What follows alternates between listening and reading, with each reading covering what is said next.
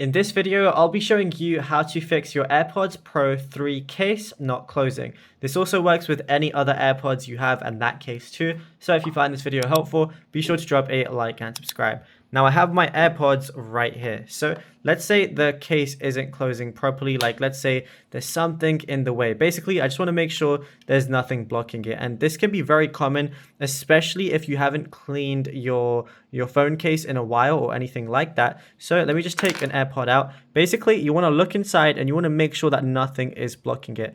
If something is, you just want to go ahead and clean it because there might be tissue or, literally just anything in there, a bit of dust or something. Because if that's blocked, what it's going to do, it's going to elevate your AirPods so that when you try and close it, it's going to be hitting the ceiling and it's not going to close properly, which is not what you want.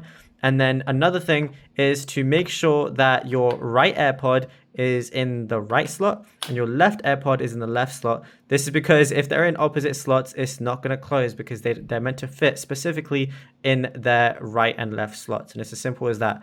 Now, if you found this video helpful, be sure to drop a like and subscribe.